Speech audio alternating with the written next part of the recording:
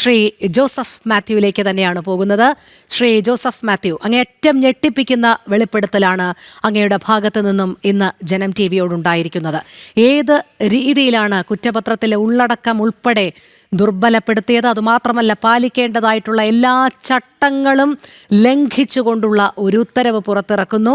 അത് റദ്ദാക്കുന്നതിനിടയിലുള്ള ആ കാലതാമസം, വൺ ലൈഫ് വൺ എർത്ത് സംഘടന ഹൈക്കോടതിയെ സമീപിച്ച് ഇത് റദ്ദാക്കുന്നതിനിടയ്ക്കുള്ള ആ കാലതാമസത്തിൽ നടന്നത് കോടികളുടെ മരം മുറിയായിരുന്നു, വനം കൊള്ളയായിരുന്നു. താങ്കൾക്ക് ഇക്കാര്യത്തിൽ തുടക്കത്തിൽ ഞങ്ങളോട് എന്തൊക്കെയാണ് പങ്കുവയ്ക്കാനുള്ളത്? നോക്കൂ, നമ്മൾ 2020 മാർച്ച് മാസം 11-ാം തീയതിയാണ് ഒരു പരിപത്രം റവന്യൂ ഡിപ്പാർട്ട്മെന്റ് ഇറക്കിയത്. ആ പരിപത്രം ലാൻഡ് അസൈൻമെന്റ് റൂളിൽ 2017 ഓഗസ്റ്റ് 8-ന് വരുത്തിയ റൂൾ ഭേദഗതി, നിയമപരമായി വരുത്തിയ ഭേദഗതിയെ അതിനെ സപ്പോർട്ട് ചെയ്തുകൊണ്ടാണ്, അതിന്റെ ബലത്തിലാണ് ഈ പരിപത്രം ഇറങ്ങിയത്. ആ പരിപത്രം നമുക്ക് ഭേദഗതിയിൽ തന്നെ വായിച്ചാൽ കൃത്യം 2017 ഓഗസ്റ്റ് 18 വെച്ചാൽ റിസർവ്ഡ് ട്രീസ് മുറിക്കാമെന്ന് അതിൽ പറഞ്ഞിട്ടില്ല. റിസർവ് ട്രീസ് മുറിക്കരുത് എന്ന് എടുത്ത് പ്രത്യേകം പറഞ്ഞിട്ടുണ്ട് 2017 ഓഗസ്റ്റിലെ ഭേദഗതിയെ.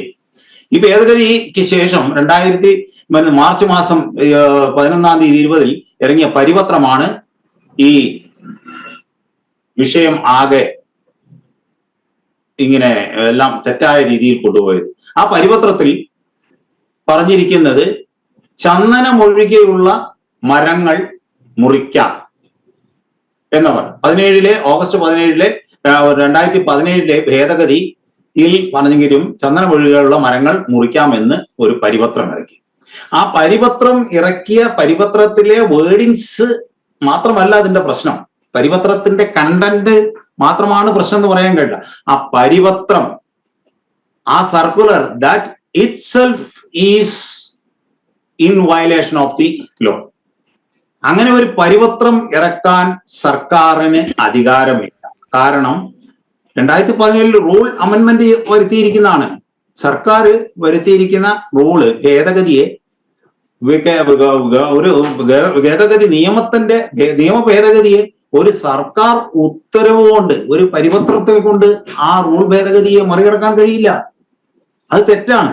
അതാണ് ആ ഭേദഗതി വന്ന ഈ പരിപത്രത്തിനെതിരെയാണ് വൺ എർത്ത് വൺ ലൈഫ് എന്ന സംഘടന ഹൈക്കോടതിയെ സമീപിച്ചത്. ആ സമീപിച്ച വേളയിൽ ഈ ഹർജി WPC 13-678/2020 ഈ റിട്ട് ഹർജി പരിഗണിക്കുന്ന ആദ്യ അവസരത്തിൽ തന്നെ, അതായത് 8/7/2020 തീയതി ബഹുമാനപ്പെട്ട ഹൈക്കോടതി അത് പരിഗണിക്കാൻ എടുക്കവേ പറഞ്ഞു, ഇങ്ങനെ ഒരു പരിപത്രം ഇറങ്ങാൻ പാടില്ല. ആ പരിപത്രത്തിന്റെ ഓപ്പറേഷനെ അവിടെ തന്നെ കോടതി സ്റ്റോപ്പ് ചെയ്തു. കാരണം സർക്കാരിന് ഇങ്ങനെ ഒരു പരിപത്രം ഇറക്കാൻ, റൂൾ വയലേറ്റ് ചെയ്തുകൊണ്ട് ഇറക്കാൻ അധികാരമില്ല എന്ന് പറഞ്ഞ പരിപത്രത്തെ അപ്പോൾ തന്നെ സ്റ്റേ ചെയ്തു. ആ പരിപത്രം പിന്നെ ഓപ്പറേഷൻ ഓഫ് ലോ ഇല്ല ആ പരിപത്രത്തിന്. അപ്പോൾ ആ പരിപത്രത്തെ മറികടക്കാൻ വേണ്ടിയാകാം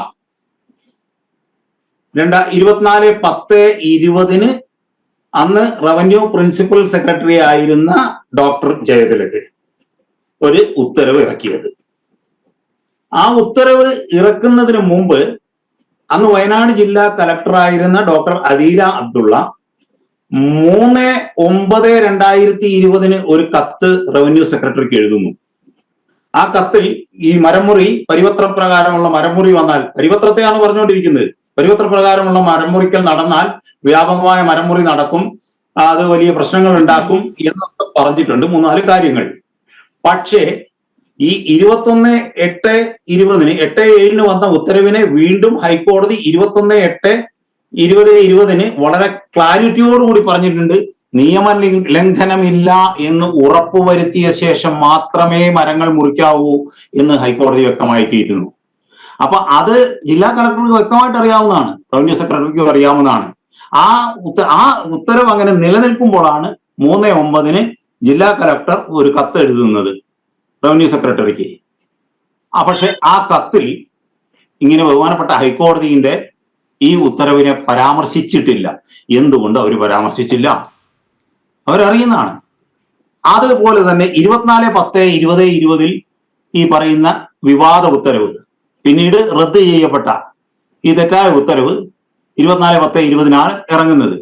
ആ ഉത്തരവ് ഇറക്കുമ്പോൾ റവന്യൂ സെക്രട്ടറി ആയിരുന്ന ഡോക്ടർ ജയതിലകും ഇത് ഇങ്ങനെ ബഹുമാനപ്പെട്ട ഹൈക്കോടതി നിരീക്ഷിച്ച കാര്യങ്ങൾ അതിൽ പറഞ്ഞിട്ടില്ല. അപ്പൊ അതിൽ നിന്ന് എന്താണ് വ്യക്തമായിട്ട് അവർ ബഹുമാനപ്പെട്ട ഹൈക്കോടതിയുടെ ഉത്തരവിനെ അന്നത്തെ വയനാട് ജില്ലാ കലക്ടറായിരുന്ന ഡോക്ടർ അദീല അബ്ദുള്ളയോ അതുപോലെ റവന്യൂ പ്രിൻസിപ്പൽ സെക്രട്ടറി ആയിരുന്ന ഇപ്പോഴത്തെ കേരളത്തിന്റെ ചീഫ് സെക്രട്ടറി ആയിരിക്കുന്ന ഡോക്ടർ ജയതിലകോ ഈ ഉത്തരവിനെ ഗൗനിച്ചില്ല.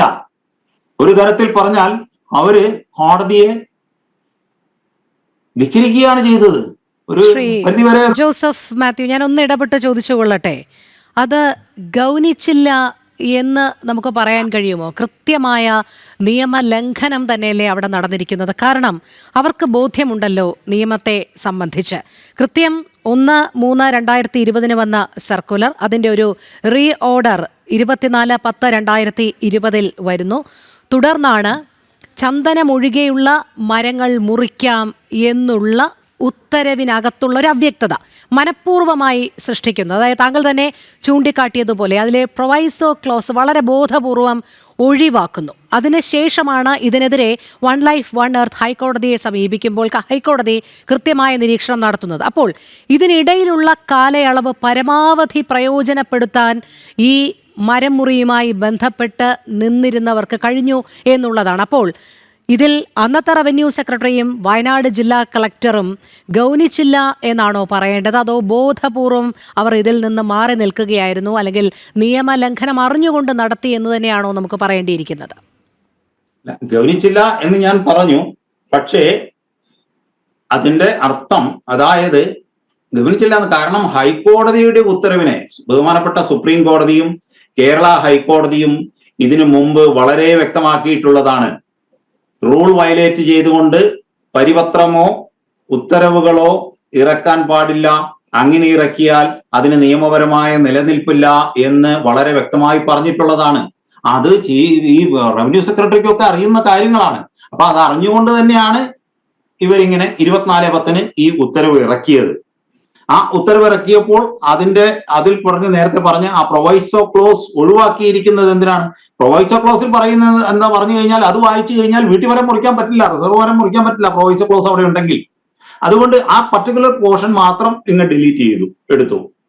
പിന്നെ അവിടെ ആഡ് ചെയ്തിരിക്കുന്നു, ഇപ്രകാരം മരങ്ങൾ മുറിക്കുന്നതിനെ ഉദ്യോഗസ്ഥരാരും തടസ്സപ്പെടുത്താൻ പാടില്ല. അങ്ങനെ തടസ്സപ്പെടുത്തുന്ന ഉദ്യോഗസ്ഥർക്കെതിരെ നിയമപരമായ നടപടികൾ എടുത്തു. ഇതെന്തിനാണ് ഇങ്ങനെയൊരു ഓർഡർ, അതിന്റെ ഓർഡറിന്റെ കൂടെ അങ്ങനെ വെക്കുന്നത്? അത് സാധാരണഗതിയിൽ എവിടെയും കാണാത്ത ഒരു രീതിയാണ്. അപ്രകാരമുള്ള ഇത് തടസ്സപ്പെടുത്തരുത്. അപ്പോൾ ഇത് രണ്ടും കൂട്ടി വായിച്ചാൽ ഇത് പർപ്പസ്ഫുള്ളി ഈ ഉത്തരവ് ഇങ്ങനെ ഇറക്കിയത് ഞാൻ മനസ്സിലാക്കുന്നത് ഇതൊരു ഗൂഢാലോചനയുടെ ഭാഗമാണെന്നും കൂടിയാണ്. അതുകൊണ്ടാണ് നോക്കിക്കോ, ഇതിനകത്ത് 10/6/2021 തീയതി ഈ വിഷയം ഹൈക്കോടതിയിൽ പരിഗണിക്കവേ ഒരു SIT ഫോം ചെയ്തു, സ്പെഷ്യൽ ഇൻവെസ്റ്റിഗേഷൻ ടീം നേതൃത്വത്തിൽ ഫോം ചെയ്തത്. ആ ടീം 11/6 ഈ കേസിന്റെ അന്വേഷണം ഏറ്റെടുത്തിട്ടുണ്ട്. അതോടൊപ്പം തന്നെ തിരുവനന്തപുരം ക്രൈംബ്രാഞ്ച് SP-യുടെ ഓഫീസിൽ ഒരു ക്രൈം 121/2021 നമ്പറായി ഒരു കേസും കൂടി രജിസ്റ്റർ ചെയ്തിട്ടുണ്ട്. അത് എന്തിനാണെന്ന് ചോദിച്ചാൽ ഗൂഢാലോചന സംബന്ധമായി ഇത് ഉന്നതതല ഗൂഢാലോചന ഉണ്ടായിട്ടുണ്ടോ എന്നറിയാൻ. കാരണം ഹൈക്കോടതി വളരെ വ്യക്തമാക്കിയിട്ടുണ്ട്, ഉന്നത ഗൂഢാലോചന നടന്നിട്ടുണ്ടെന്ന് ഹൈക്കോടതിക്ക് ബോധ്യപ്പെട്ടതിന്റെ അടിസ്ഥാനത്തിലാണ്.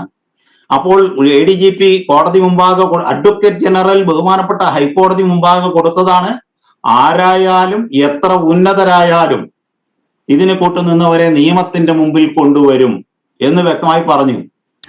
അങ്ങനെ പറഞ്ഞ് അത് കഴിഞ്ഞ് ആ ഉത്തരവ് 2021 സെപ്റ്റംബർ 1 തീയതിയാണ് വന്നതെന്ന് ഓർക്കണം. ഇനി കേവലം ഒരു ആഴ്ച 4 ദിവസം കൂടി കഴിഞ്ഞാൽ ആ ഉത്തരവ് ഇറങ്ങിയിട്ട് 4 വർഷം പൂർത്തിയായി. ആ ഉത്തരവിന്റെ അടിസ്ഥാനത്തിൽ ഫോം ചെയ്ത SIT നടത്തിയ അന്വേഷണം, ആ SIT-യിലെ അന്വേഷണ ഉദ്യോഗസ്ഥനായ DYSP ബെന്നിയുടെ നേതൃത്വത്തിൽ നടത്തിയ അന്വേഷണം. ആ നടത്തിയ അന്വേഷണത്തിനകത്താണ് മീനങ്ങാടി ക്രൈം 281 രജിസ്റ്റർ ചെയ്ത് 47 കേസുകൾ ഉണ്ടെന്ന് പറഞ്ഞു. ആ 47 കേസുകളിൽ ഇന്ന് വരെയായിട്ട് മുഴുവൻ കേസുകളിൽ കുറ്റപത്രം കൊടുത്തിട്ടില്ല എന്നുള്ളത് ഒരു വസ്തുതയാണ്. ഇത്രയും കാലമായിട്ട് അതെ, അത് തന്നെയാണ്. കാരണം ഈ കുറ്റകൃത്യത്തിൽ പങ്കെടുത്തവർ ഉപ്പ് തിന്നവർ വെള്ളം കുടിക്കും എന്ന് അന്ന് മുഖ്യമന്ത്രി പറഞ്ഞെങ്കിലും തുടർ നടപടികളൊന്നും ഉണ്ടായിട്ടില്ല എന്നുള്ളതും വ്യക്തമാണ്.